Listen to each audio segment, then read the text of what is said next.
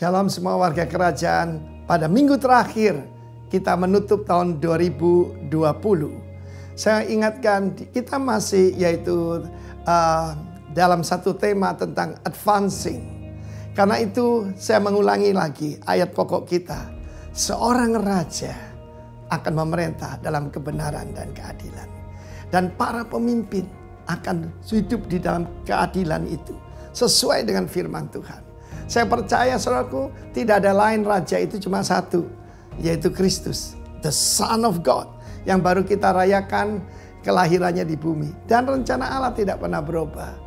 He want to dwell among his people, among men.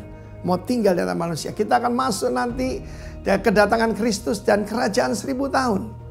Tetapi saya masih ingatkan pada saudara, tahun depan Tuhan memberikan satu tema, yaitu the year of reproduction. Kita perlu sedikit koreksi. Kejadian 1 ayat 26 itu bukan beranak cucu, tetapi be fruitful and multiply. Berbuahlah dan berlipat gandalah. Kalau beranak cucu berarti Papa Pendeta Frankie dan saya tidak melakukan firman Tuhan. Tetapi di sini to be reproductive, menghasilkan Frankie baru, Timotius yang DNA-nya sama. Seperti Rasul Paulus, dia bahkan tidak menikah. But he's very fruitful. Bahkan Kristus pun tidak menikah, bukan? Tetapi yang saya mau ingatkan adalah menjadi seseorang yang menjadi tempat perlindungan terhadap angin ribut, terhadap angin sakal. Kemudian seperti sungai, yaitu yang membasahi tanah-tanah kering, dan seperti batu karang. Ya, batu karang yang rock di tengah-tengah tempat yang padang belantara, padang pasir.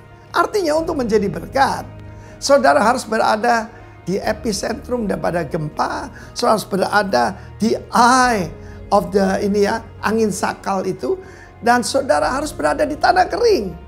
Dan juga ada di padang belantara. Mau jadi pemimpin semacam itu? Karena itulah ketika Tuhan memanggil saya untuk pergi ke Bali tahun 1989. Saya menyerahkan diri saya dan membiarkan sungai. Kita bukan sungai itu, Roh Kudus yang di dalam kita. Pergi ke tempat-tempat kering. Dan kita advancing, pergi ke Bali Utara. Banyak tantangan.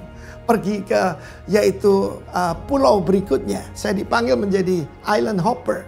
Saya pergi ketika pergi ke Pulau Lombok. Saudara, kita ditentang dengan semua rekan-rekan kita.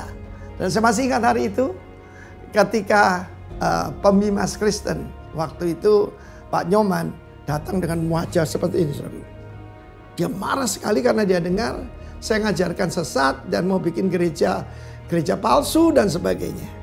Dan hari itu saya ingat bagaimana tanda dan mujizat menyertai pengabaran Injil. Saya beritakan tentang Yesus.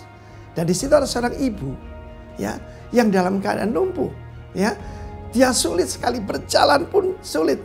Dia makan setiap hari itu kura-kura kecil, malah jalannya kayak kura-kura. Tapi atas nama Yesus, ibu itu jalan bahkan berlari. Pak Nyoman berdiri ke sebab apa? Itu keluarga dari istrinya. Jadi saya tidak usah ngomong banyak. Tanda dan heran menyertai perkabaran Injil. Come on, advancing the kingdom. Tanda dan mujizat. Tempatkan dirimu di tempat saudaraku, di mana ada keributan, kesukaran.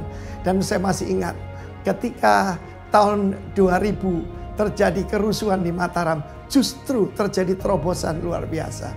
It will happen again dalam nama Yesus. Come on, reproduction in Jesus' name. Amen.